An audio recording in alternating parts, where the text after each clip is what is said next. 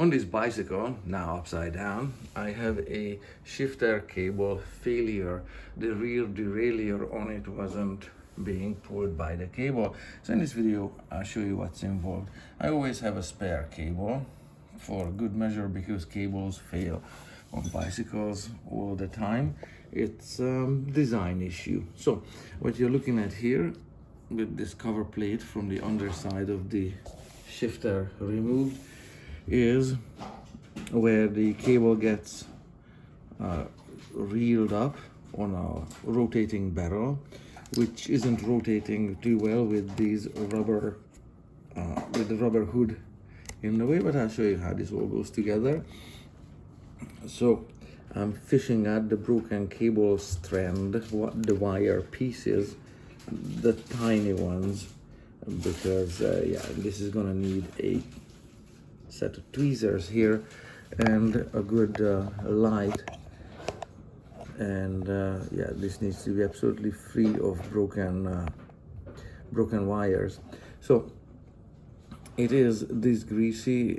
It can be further greased, but no amount of grease is gonna stop the cable from breaking, because the cable here around this rotating barrel takes a really severe bend.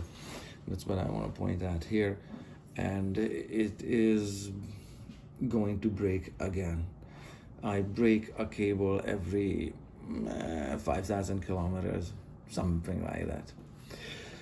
So I'll keep fishing out more broken wire pieces and we'll show you how this works. I moved the rubber hoodie towards the back or base of the shifter so we can look at this rotating barrel, and I can show you how this cable gets breaks in the first place. So this anchor end of the cable is gonna go in there when it's put together, and during shifting the cable is wound tightly around this rotating barrel, and shifting down would bring it back to original position. So there cannot be any kind of small wire broken bits that would jam up this mechanism. So you really need to look in operation like this and find any broken wire bits and fish them out. Use a magnet if you have to, and this should be operating freely, smoothly before you start to put a new cable in from this point. I've cleaned the old grease, dirty grease off the rotating barrel the best I could, and the adjacent mechanisms. I want to point out that as I was looking for broken wire pieces, the wire broken particles are about this big that I'm finding. You can see there's my thumbnail next to it. That would be a typical size, or these three pieces here. Some of them are smaller, looking like this, and I don't know if there's a piece of wire in this little thing. It kind of looks like it. It could be some metallic particles embedded in a blob of grease, whatever, they're tiny. As I go through the mechanism in both positions, so fully over as well, so I look underneath, whatever, obviously there are wire springs in the system that are coiled up around this rotating, the axis of this rotating barrel and the whole mechanism. So that's a wire end, that's a wire end, that is a wire spring that's in place in its normal location. So there is a wire end that's bent 90 degrees here. This is how it should look like. Here is another one. This is another, the return spring. Same from the other side. Again, this is this spring here, and so not everything is waste wire in here, so those need to, of course, stay in place. And there is another large wire here around the rotating drum. They're looking like this, and of course that also needs to stay in place. And around the rotating drum on the back side of it, this is a large spring that's of course not going anywhere, so this needs to be part of the mechanism. As you work around here, you are going to be fighting the rubber hood. There's going to be grease over it, so get ready to clean everything.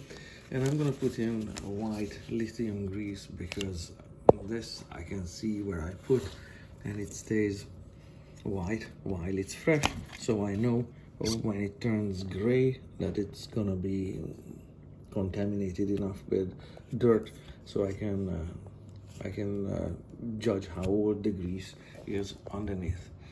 So next up, putting some grease in there. So I lubricated the rotating barrel.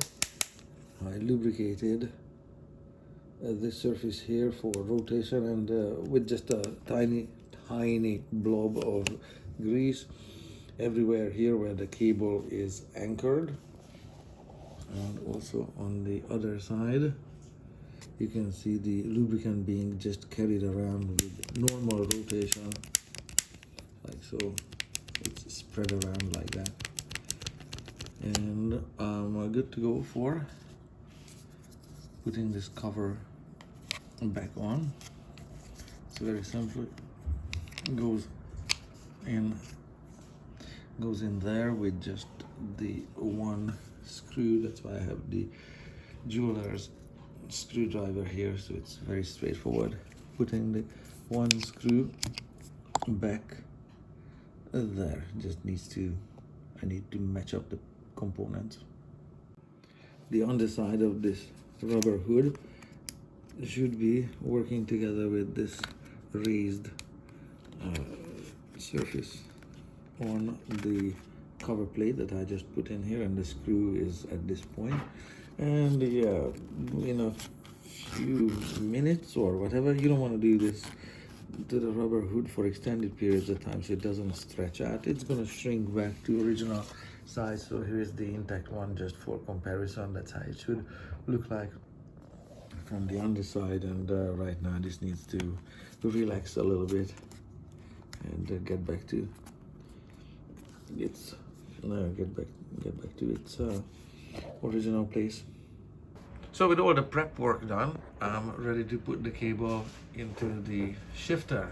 The cable is in my hand, coiled up like so, and I just dropped it on the floor, and I need just this end from it, and very simply it goes in like so and comes out on the other side, just like that, the whole length.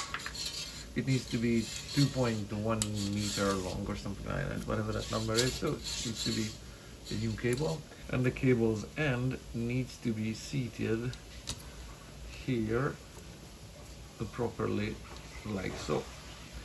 So now, when it's being operated,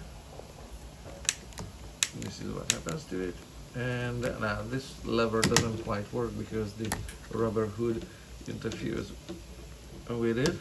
And there, in this position, the rubber hood is not interfering with it, so the barrel works as designed, winding the cable, and there. So the cable's end is anchored in solidly, and I'm yanking on it from the other side. This side looks like it's through the entire thickness of the shifter, and of course if it comes out, which I just pushed out for demo here, it's very straightforward to put it back together, pull on it from the opposite side there. Oops, make sure it's in the right spot there.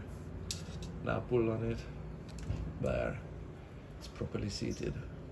On the other side we have this viewing window that's been turned out of the way, and the cable needs to go in, besides being wound up on the gray barrel, needs to go into the black fitting there.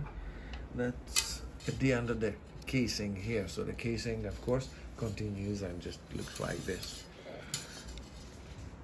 So it's somewhat like lacing a shoe, but you just have to take your time, and things may not line up precisely, such as the case right now.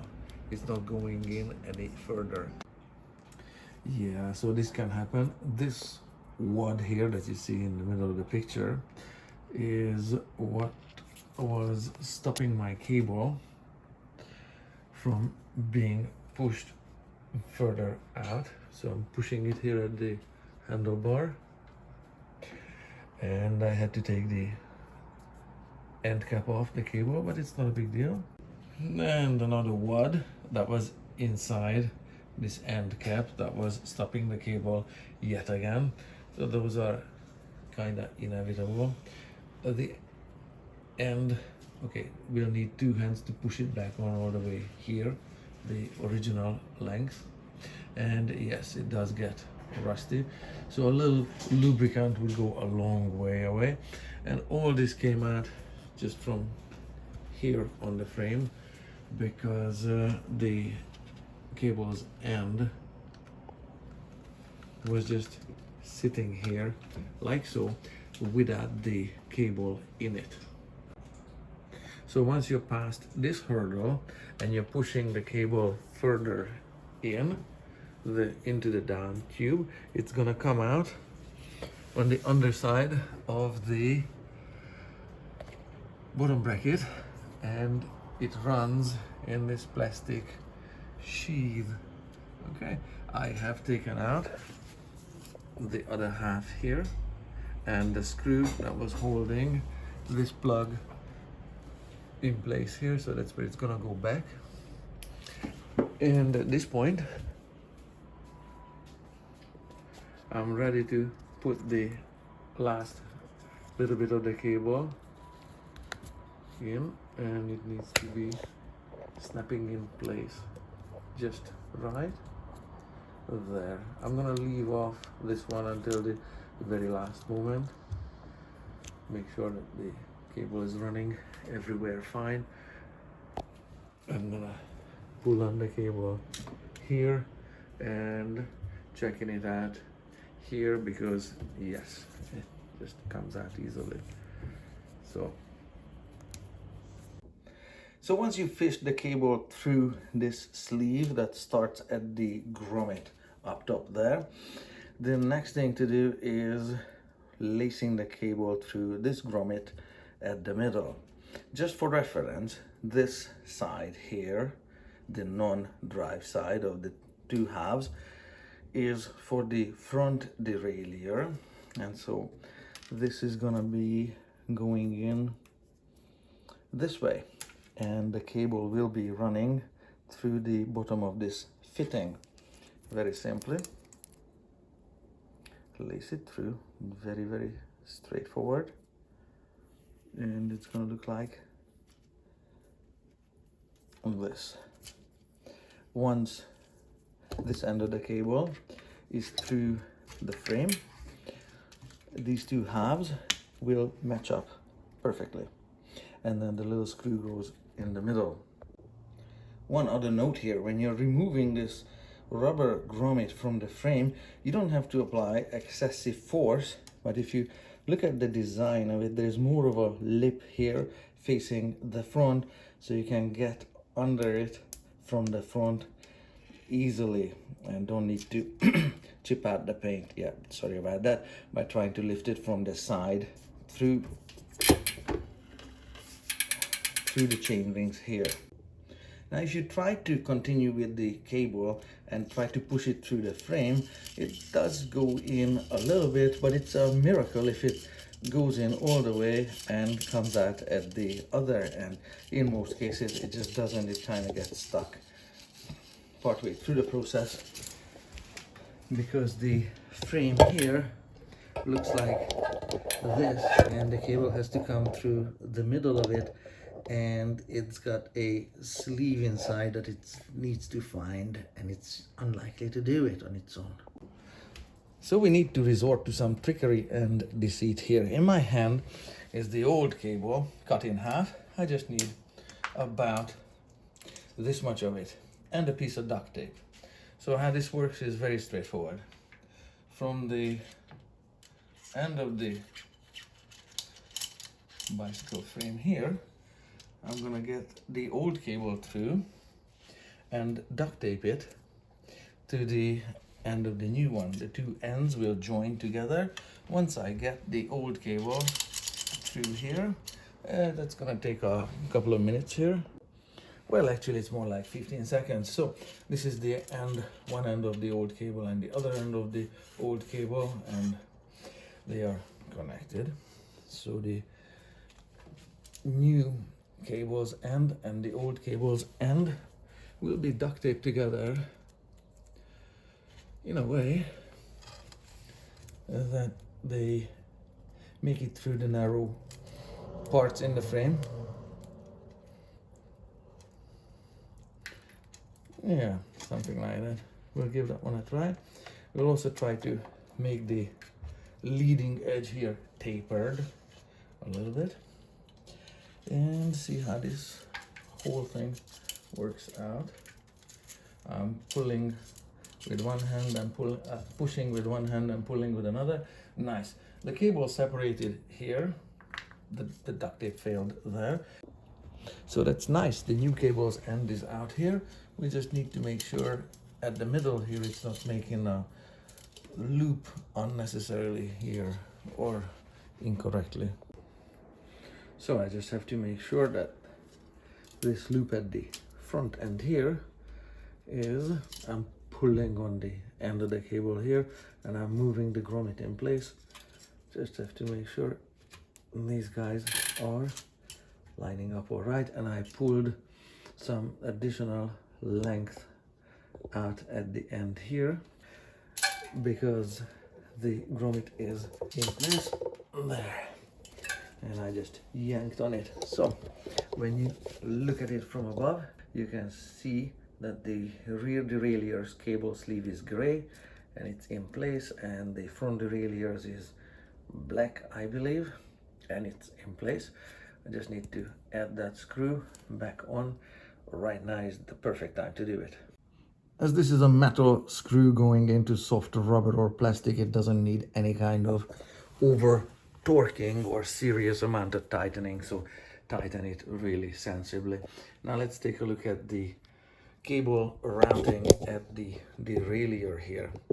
I left the components together in one chain just for continuity here. So this bit here separates, needs to be cleaned at both ends, so there's gonna be some fluff in it from the previous cable, or the sleeve, the Teflon sleeve of the previous cable, whatever can be bunched up on it. So it needs to obviously fit through effortlessly like this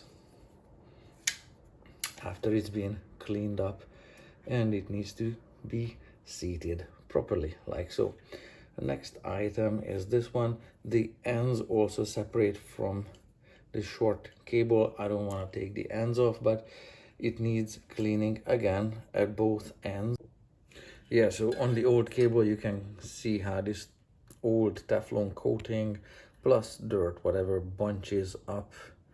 Yeah, besides the broken wire end there, this is just the coating on the cable. So this needs to be cleaned up out of these fittings. That one there, and of course this one here. These tiny holes don't tolerate any kind of debris in it, otherwise the cable is not going to go through it smoothly or at all. And at this point, maybe yeah, you see what happens, it's still catching some dirt, and at this point, of course, this is just a dry fit as is. This needs to be all lubricated I'm twisting it so the new cable's end doesn't fray. As much as possible, it goes through it intact. All right, so I'm using the old cable now to clean this piece of cable sleeve and get all the leftover crud from it. And I made this cable 2 pieces of wires thinner just so it fits through easier. Now on this cable guide or cable sleeve, the smaller fitting used to be here, and that's how I'm putting it together, and this larger end fitting used to go into the derailleur body here. So when you lace the cable through it, just observe which way your fittings and your ends are. So lubing this cable is nothing too fancy. I like doing it this way. Spread some lube on the cable and run the cable guide through it multiple times. When you see oil coming out here, you know you have oil everywhere. Right after cable lubrication, we have here in the derailleur's body a cable tension adjuster that looks like this with a spring-loaded ring. You're gonna have to take this all out. So put one finger on it, pull up on this spring-loaded ring and rotate until it comes out. If it flies apart, it's not too many components here. So let me show you what's happening here. On the outside, there is this ring. So this side looks like, obviously, after it's been all cleaned up. So this outside ring, a spring, there's a plastic bit here, and that goes together into this metal bolt here, and in the middle of the metal bolt there is a plastic sleeve that I'm trying to push back out. There. Okay. So this needs to be obviously cleaned. Its hole is tiny. So once the hole is clean through this plastic fitting, it can go on the cable. This is the assembly sequence. I'm rotating it again in the direction of the cable's assembly, how the cable wires are made into the cable. Then this part can go around it, and they will be seated at the end of the fitting just like so. And don't forget to put this plastic ring on in this orientation, and the ring has to go into this cutout or this notch on the bolt, just like these two are put together. Yeah, they will line up. You just have to sight it in, make sure the assembly is correct. Next, you can put the spring in place. It doesn't have a definite top or bottom. It can be reversible, and this bit goes on with this bevel meeting this plastic at the top like so. So you're gonna have to put it through the derailleur's body, and if you have a stripped thread in there for this, you're out of luck. So you have to apply pressure on it, line it up, pull up on this, and thread it in correctly the best you can. This can be pulled out from it. You don't have to, if you find it easier to do it that way. And spin this all the way in until the spring is fully compressed there, and it's not rotating anymore, and it looks like this. So here is another angle. I pulled out the cable yet again. You don't have to fight the cable if you don't want to, but then you have to lace everything in through the middle and push in place. So looking like this, the cable has been replaced. All it needs to be done is be clamped down into the derailleur with this bolt here and the 4mm wrench. I'm gonna remove this whole screw here to show you that the cable goes through a groove in the derailleur body there that matches a dimple in the underside of this washer that's rotated this way to hold the cable down. And from here on, adjusting the derailleur or setting the derailleur is a completely different video, and you have to keep in mind that the guide and fittings and throughout the whole length of the cable, it's going to, one, stretch out, new cable, and two, it's gonna shorten as the components are being compressed after it's been tightened. So it needs to be initially tightened, then its tension needs to be set with that thumb screw probably multiple times. So this setup here and tensioning the cable correctly for the derailleur and checking the shifting is a completely different video.